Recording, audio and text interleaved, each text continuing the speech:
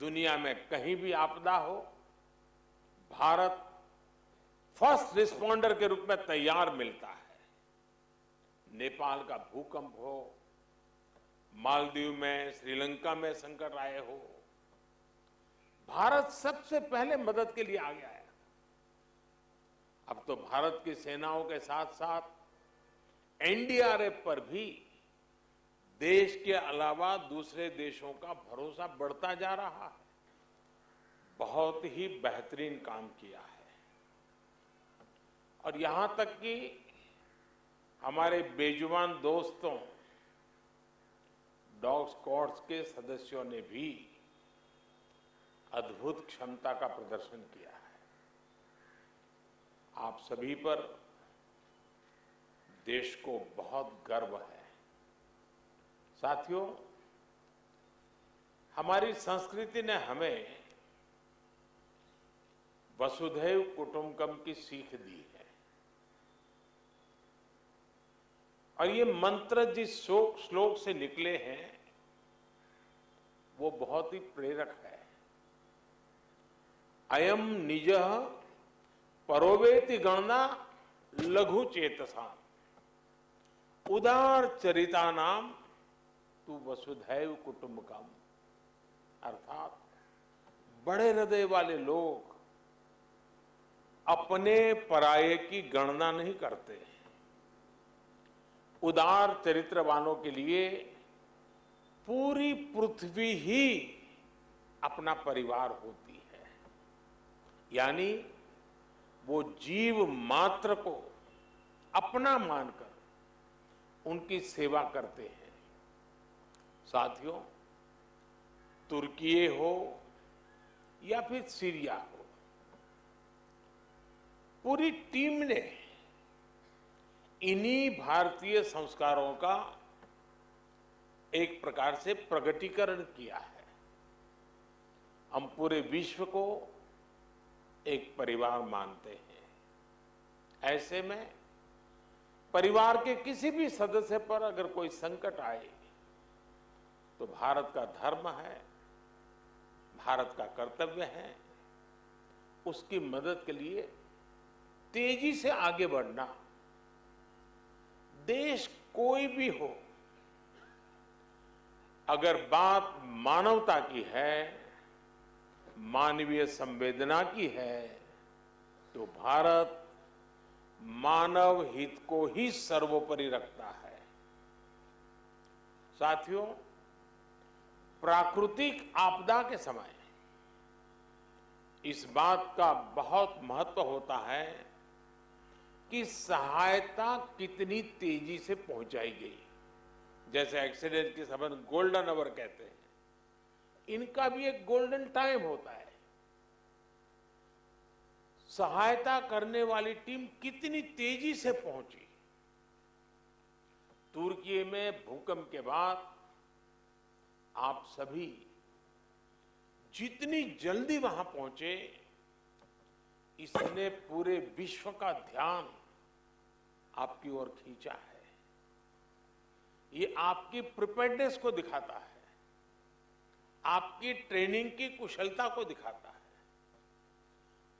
पूरे 10 दिनों तक जिस प्रकार आपने पूरी निष्ठा से वहां हर चुनौती का सामना करते हुए काम किया, वो वाकई प्रेरणादायक है। हम सभी ने वो तस्वीरें देखी हैं जब एक मां आपका माथा चूम करके आशीर्वाद दे रही है, जब मलबे के नीचे दबी मासूम जिंदगी आपके प्रयासों से फिर खिलखिला उठी। मलबे के बीच एक तरह से आप भी वहां मौत से मुकाबला कर रहे थे। लेकिन मैं ये भी कहूंगा कि वहां से आने वाली हर तस्वीर के साथ पूरा देश गर्व से भर रहा था। वहां गई भारतीय टीम ने प्रोफेशनलिज्म के साथ साथ मानवीय संवेदनाओं का भी जो समावेश किया है वो अतुलनीय है। ये तब और भी बहुत काम आता है जब व्यक्ति ट्रॉमा से गुजर रहा होता है, जो कोई अपना सब कुछ गंवाकर होश में आने की कोशिश कर रहा होता है। ऐसी परिस्थितियों में सेना के हॉस्पिटल और उसके हमारे कर्मियों ने जिस संवेदना से काम किया वो भी बहुत ही प्रशंसनीय है। साथियों, 2001 में जब गुजरात में भूकंप आया था और उसे पिछली शताब्दी का बहुत बड़ा भूकंप माना जाता था, ये तो उससे भी कई गुना बड़ा है। जब गुजरात का भूकंप आया तो मैं बहुत लंबे समय तक वहां एक वॉलंटियर के रूप में बचाव कार्यों में जुड़ा था। मलबा हटाने में जो दिक्कतें आती हैं, मलबे में लोगों को खोजना कितना मुश्किल होता है, खाने पीने की दिक्कत कितनी होती है, दवाइयों से लेकर अस्पताल की जो जरूरत होती है। और मैंने तो देखा था भूज का तो पूरा अस्पताल ही ध्वस्त हो गया था, यानी पूरी व्यवस्था ही तबाह हो चुकी थी। और उसका मुझे फर्स्ट हैंड एक्सपीरियंस रहा है। वैसे ही जब 1979 में गुजरात में ही मोरबी में मच्छू डैम जो बांध टूटा और पूरा गांव पानी से तबाह हो गया, पूरा शहर मोरबी तबाही मची थी, सैकड़ों लोग मारे गए थे। एक वॉलंटियर के रूप में तब भी मैं वहां महीनों तक रह करके ग्राउंड पर काम करता था। मैं आज अपने उन अनुभवों को याद करते हुए कल्पना कर सकता हूं कि आपकी मेहनत कितनी जबरदस्त होगी, आपका जज्बा, आपकी भावनाएं मैं भली भांति फील कर सकता। आप काम वहां करते थे, मैं यहां अनुभव करता था कैसे करते होंगे। और इसलिए आज तो मौका है कि मैं आपको सैल्यूट करूं और मैं आपको सैल्यूट करता हूं।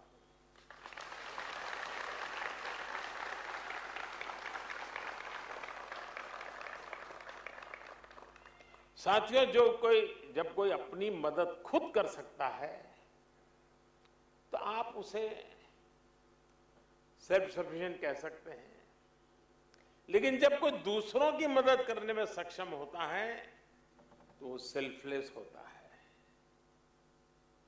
ये बात व्यक्तियों पर ही नहीं बल्कि राष्ट्रों पर भी लागू होती है। इसलिए भारत ने बीते वर्षों में सेल्फ सफिशिएंसी के साथ साथ सेल्फलेसनेस की पहचान को भी सशक्त किया है। तिरंगा लेकर हम जहां भी पहुंचते हैं वहां एक आश्वासन मिल जाता है कि अब भारत की टीमें आ चुकी है, तो हालात ठीक होना शुरू हो जाएंगे। और जो सीरिया का उदाहरण बताया कि जो बक्से में जो ध्वज लगा था, बक्सा उल्टा था तो ऑरेंज कलर नीचे था, केसरिया रंग नीचे था, तो वहां के नागरिक ने उसको ठीक कर करके और गर्व से कहा कि मैं हिंदुस्तान के प्रति आदर से धन्यवाद करता हूं। तिरंगे की यही भूमिका हमने कुछ समय पहले यूक्रेन में भी देखी। जब भारतीय नागरिकों के साथ साथ संकट में फंसे अनेक देशों के साथियों के लिए भारत का तिरंगा ढाल बना। ऑपरेशन गंगा सबके लिए आशा बन करके उसने एक बहुत बड़ी एक मिसाल कायम की। अफगानिस्तान से भी बहुत ही विपरीत परिस्थितियों में हम अपनों को सकुशल लेकर के वापस आए। हमने ऑपरेशन देवी शक्ति चलाया। हमने यही कमिटमेंट कोरोना वैश्विक महामारी में देखा। अनिश्चितता भरे उस माहौल में भारत ने एक एक नागरिक को स्वदेश लाने का बीड़ा उठाया। हमने दूसरे देश के बहुत से लोगों की भी मदद की। ये भारत ही है जिसने दुनिया के सैकड़ों जरूरतमंद देशों को जरूरी दवाएं, वैक्सीन पहुंचाई। इसलिए आज दुनिया भर में भारत के प्रति एक सद्भावना है। साथियों, ऑपरेशन दोस्त मानवता के प्रति भारत के समर्पण और संकट में फंसे देशों की मदद के लिए तत्काल खड़े होने के हमारे कमिटमेंट को भी दर्शाता है। दुनिया में कहीं भी आपदा हो, भारत फर्स्ट रिस्पॉन्डर के रूप में तैयार मिलता है। नेपाल का भूकंप हो, मालदीव में, श्रीलंका में संकट आए हो, भारत सबसे पहले मदद के लिए आगे आया। अब तो भारत की सेनाओं के साथ साथ एनडीआरएफ पर भी देश के अलावा दूसरे देशों का भरोसा बढ़ता जा रहा है। मुझे खुशी है कि बीते वर्षों में एनडीआरएफ ने देश के लोगों में एक बहुत अच्छी साख बनाई है। देश के लोग आपको देखकर ही, कहीं पर भी संकट की संभावना हो, साइक्लोन हो, जब जैसे ही आपको देखते हैं तो आप पर विश्वास करना शुरू कर देते हैं, आपकी बात मानना शुरू कर देते हैं। संकट की किसी घड़ी में, चाहे वो साइक्लोन हो, बाढ़ हो या फिर भूकंप जैसी आपदा, जैसे ही एनडीआरएफ की वर्दी में आप और आपके साथी फील्ड पर पहुंचते हैं, लोगों की उम्मीद लौट आती है, विश्वास लौट आता है। ये अपने आप में बहुत बड़ी उपलब्धि है।